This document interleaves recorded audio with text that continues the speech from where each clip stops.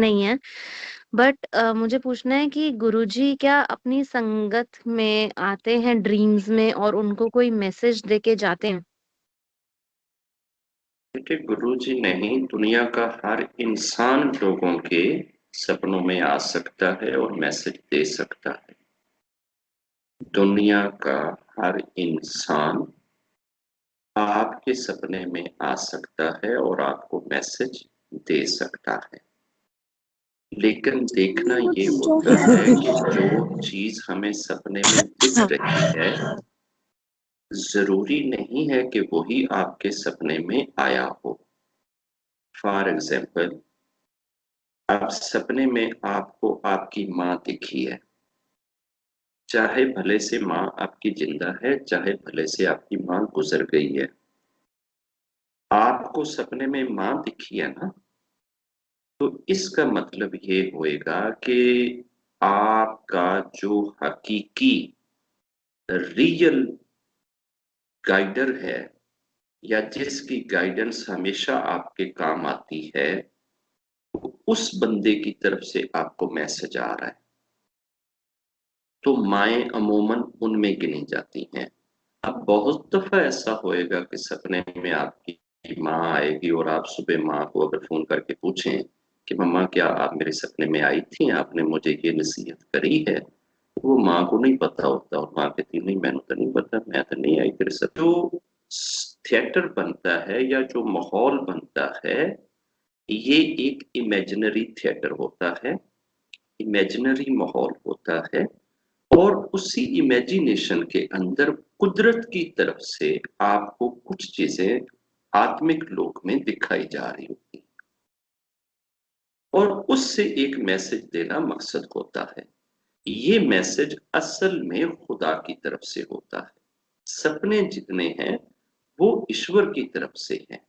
उसमें दिखे आपको भले से गुरुजी दिखे, भले से आपको कोई आपका रिलेटिव दिखे, भले से आपका कोई एनिमी आपको दिखे, भले से आपका कोई नेबर आपको दिखे, ये चीजें मैटर नहीं करती कि कौन मुझे सपने में दिखा है।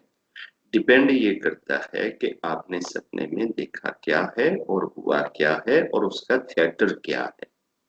जरूरी नहीं है कि जिनको हम पॉजिटिव सोचते रहते हैं, ब्लेस्ड सोचते रहते हैं, वही हमारे सपने में आए तो ब्लेसिंग है, और अगर कोई बुरी चीज हमारे सपने में दिख जाए तो उसमें कोई ब्लेसिंग नहीं है।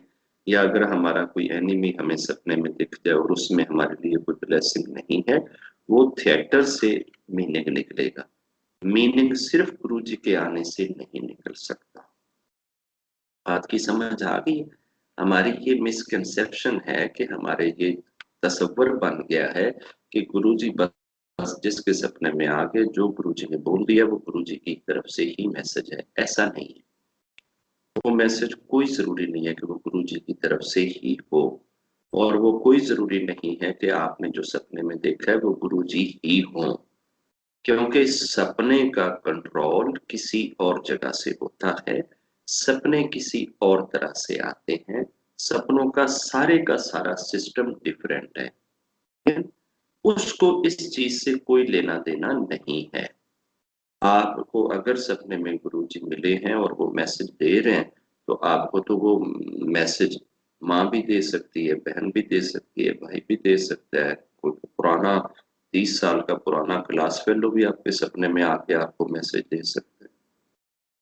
तो सपने सारे को सुन के, सपने सारे का थिएटर देख के, उसके अंदर से एनालिसिस किया जाएगा कि अगर सपने में गुरुजी दिखे तो फिर इसका क्या मतलब लिया जाएगा, अगर सपने में कोई पुराना दोस्त दिखे तो क्या मतलब लिया जाएगा, अगर सपने में कोई नेबर दिखे तो क्या मतलब निकलेगा, अगर सपने में प्रधानमंत्री दिखे तो क्या मतलब निकलेगा, अगर सपने में कोई फलां दिखे, कोई जानवर दिखे और वो बोलकर आपको कोई मैसेज दे रहा है, तो उसका क्या मतलब लिया जाएगा।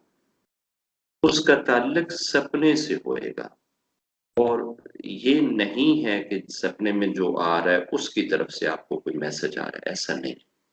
अगर आपको सपने में माँ दिख रही है, तो वो कोई माँ की तरफ से मैसेज नहीं समझा जाएगा। सपने में बाप बाप दिख रहा है तो वो कोई बाप की तरफ से मैसेज नहीं समझा जाएगा। ऐसे ही गुरु जी अगर देख रहे हैं तो वो कोई गुरु जी की तरफ से मैसेज नहीं समझा जाएगा, सपने से मैसेज लिया जाएगा कि सपना क्या है और उसका मीनिंग क्या है, अर्थ क्या है, सपना किस बंदे को आया है, उस बंदे का अपना स्टेटस क्या है, परिवार में उसकी जगह क्या है, वो परिवार में सबसे छोटा है, वो परिवार में सबसे बड़ा है, वो परिवार में मिडल में है, उसका अपना जेंडर क्या है, उसकी अपनी एज क्या है, जिन दिनों सपना आया है उस वक्त उसके ऊपर हालात क्या चल रहे हैं। ये तो कोई सैकड़ों एस्पेक्ट है, उसके बाद से जाकर ये चीज निकलती है। अब जो इंटरप्रेटर होते हैं, जो सपनों की इंटरप्रिटेशन करते हैं, वो पता नहीं कितने एस्पेक्ट जहन में रख के सपने की इंटरप्रिटेशन दे रहे होते हैं।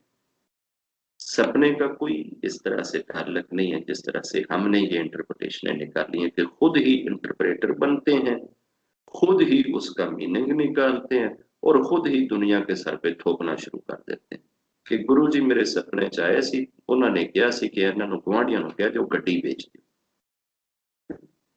ਅਸੀਂ ਬੜਲੇ ਗੁਆਂਢੀਆਂ ਦੀ ਗੱਡੀ ਬਚਾ ਦਿੰਨੇ।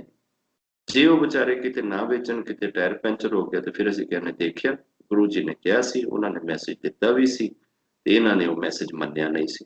हो सकता है कि आप जिसको कह रहे हैं कि गुरु जी ने कहा है कि जी गड्डी बेच दो, ਹੁਣ ਉਹਨਾਂ ਨੇ ਗੱਡੀ ਨਹੀਂ ਵੇਚੀ, ਉਹਨਾਂ ਨੇ ਗੱਡੀ ਨਹੀਂ ਵੇਚੀ, ਅਗਲੇ ਦਿਨ ਉਹ ਗੱਡੀ 'ਚ ਗਏ ਨੇ, ਉਹਨਾਂ ਦੇ ਜਸਟ ਇੱਕ ਮਾਈਨਰ ਜਿਹਾ ਐਕਸੀਡੈਂਟ ਹੋਇਆ, ਗੱਡੀ ਦੀ ਫਰੰਟ ਲਾਈਟ ਟੁੱਟ ਗਈ, ਠੀਕ ਹੈ। ਜਿਹੜੀ ਆਂਟੀ ਨੇ ਸੁਣਾਇਆ ਹੋਏਗਾ ਉਹ ਆਂਟੀ ਤੇ ਢੰਡੋਰੇ ਪਿੱਟ ਪਿੱਟ ਕੇ ਆਪਣੇ ਸਤਸੰਗ ਦੇ ਉੱਤੇ ਕੋਈ ਥਾਂ ਨਹੀਂ ਛੱਡੇਗੀ ਕਿ ਜਨਾਬ ਮੈਂ ਤੇ ਇਹਨਾਂ ਨੂੰ ਕਿਹਾ ਹੈਗਾ ਸੀ, ਮੈਂ ਤੇ ਇਹਨਾਂ ਨੂੰ ਕਿਹਾ ਹੈਗਾ ਸੀ ਕਿ ਗੱਡੀ ਵੇਚ ਦਿਓ, ਗੱਡੀ ਵੇਚ ਦਿਓ, ਇਹਨਾਂ ਨੇ ਗੱਡੀ ਨਹੀਂ ਵੇਚੀ, ਦੇਖਿਆ ਨਾ सुबह ਦੇ ਨਾਲ ਹੀ ਗੱਡੀ ਠੋਕੀ ਨਾ ਤੇ ਉਹਦੀ फ्रंट लाइट भी टूट गई। हो सकता है रब की प्लानिंग का ये हिस्सा हो कि इनका पूरा घर तबाह होना था और रब ने उस चीज को इनके जस्ट एक गाड़ी की फ्रंट हेडलाइट के तोड़ने से इतनी बड़ी मुसीबत टाल दी हो।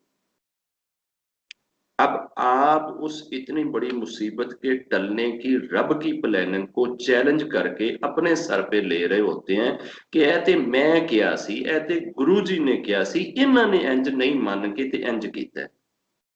ये जो सेल्फ इंटरप्रिटेशन है, सेल्फ अजम्पशन, सेल्फ रिजल्ट जो हम निकाल निकाल के दूसरों के फेथ की तबाही उतारते हैं, ये हमें नहीं करना चाहिए। सारी चीजें रब की हिकमत से हो रही होती हैं, रब की प्लानिंग से हो रही होती हैं और रब की हिकमत और रब की प्लानिंग सबसे सुपर होती है। हम उस सुपर हिकमत और सुपर प्लानिंग को छोड़ के जो ह्यूमन प्लानिंग और ह्यूमन अजम्पशन होती है उसको पकड़ पकड़ के बैठ जाते हैं। ऐसे नहीं होना चाहिए। और मेरे